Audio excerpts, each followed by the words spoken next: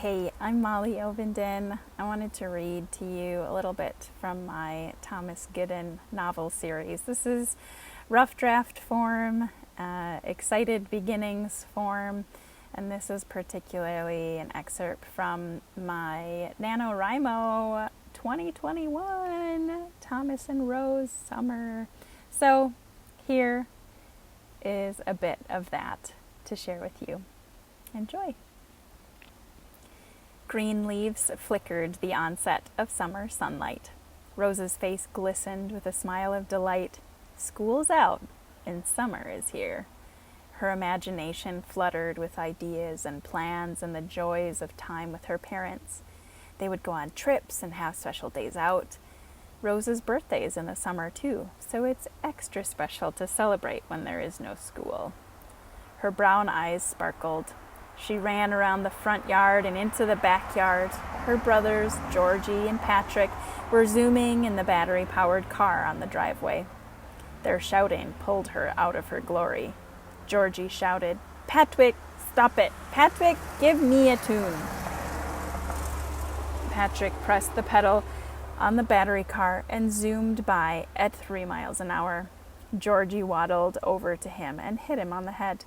"Ouch, Georgie, you meanie!" Patrick hit Georgie on the back. It was another case of Rose to the rescue, but she didn't want to rescue them. She wanted them to act more grown-up than they were.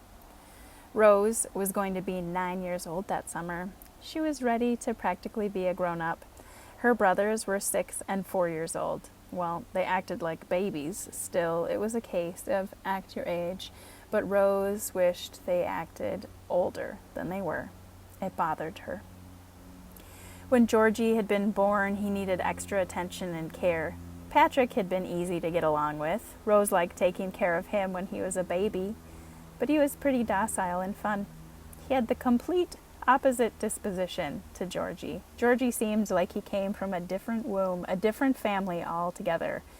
Georgie complained. Georgie told on Patrick and Rose. Georgie liked to hit. Sometimes Georgie was downright mean. Rose and Patrick didn't realize this would be an issue, but when they met him, they were able to play with him a bit, and he would cry all the time. Their parents, Stella and David, were as generous with their time as they could be, but they still came up short on time. Stella was an executive assistant, and her boss traveled across the world several times a month. Stella's main role was arranging and coordinating his schedule with travel plans, making sure his flights connected, that he had cars rented or drivers hired that would carry him to his meetings. She scheduled all his meetings, too. Plans changed on an almost daily basis. Rose loved her mom and thought she was really clever for knowing who to call about all the plans she made for her boss. And Rose hoped she could be like her mom when she grew up. But when Georgie was born, something changed in Rose's mom. She was less patient. Her eyes looked tired. When Rose asked for something, Stella complained sometimes that she wished Rose would be able to take care of herself. Stella didn't mean this, of course, Rose hoped, but she learned that her mom wanted her to take care of herself and that she didn't want to add to her mom's sadness. So she tried to be as quiet as possible and began doing more on her own. Rose also tried to take care of her brothers. She was a great big sister, but she was only 8, and her parents should have done more, she thought. But she was only 8. At only 8 years old, Rose had bright dreams. Like the sun shining through the summery leaves, she would stare into the blue sky and watch the clouds drift by. She tried to protect her mom from anything holding her back. What Rose really wanted was time with her mom like it was before Georgie. Stella would scoop up Georgie whenever he cried. Even now, "Patrick," Stella shouted from the front porch. "Give Georgie a turn." Patrick stood up and gave his spot to his little brother. Rose watched her mom sigh deeply and look at Rose, shaking her head. Rose knew she'd done something wrong, but she didn't know what. It hurt her heart because she just wanted to make her mom happy and do what she could do to make her feel better. The breeze tousled Rose's long blonde hair, and she closed her eyes, pretending to be on the clouds she'd been staring at. "Rose," Stella called. "Rose, brush your hair." Rose's cloudy dreams dissipated and she wandered over to the deck where her mom had been. She already went inside. Oh, how Rose longed for the days, not that long ago, when her mom would brush her hair. It's the first day of summer vacation. Rose knows her mom needs quiet time. She came on the porch again with her phone to her ear and hand to her forehead. Rose looked at Georgie, who sat in the unmoving electronic car. He didn't know how to drive it. She sighed. He blew a raspberry at her. Spittle sprayed everywhere. Georgie still had lunch on his face. Patrick had acted less like a baby at this age, Rose thought. Patrick knew what to do. He knew how to help and how to clear the table and fold towels and tidy his room. He was a good helper. Georgie spit and bit and hit, and he didn't help. He just hurt. When their dad was home, Patrick stuck with him, helping him do chores and following him around the yard and the house. David had been more patient with Patrick and Rose, although Rose didn't do much that would merit someone having patience with her. She thought she was better alone with her dad. She just wanted to make her parents happy, and it seemed like they were happiest when she stayed out of the way. Rose did chores and took care of her brothers when she could, giving them snacks, helping them get ready for school. Now that it was summer, they seemed to run wild. Georgie ran up to their mom, tripping over everything he'd left to litter the grass already that day. Rose watched her mom set the phone down, crouch down, and with wide eyes and big smiles, greet Georgie. "Hello, sweetie." "Hi, Georgie, honey. Mommy's sorry she's been busy all day. Let's get you a snack and some cuddles." Georgie waddled into her arms and squealed as she scooped him up in her arms and went inside. Rose wanted a snack too. Patrick ran inside. So Rose wandered in the yard. She counted birds. She looked at the brightly colored flowers. She stroked the grass and felt the rough bark of the silver maple tree in the front yard.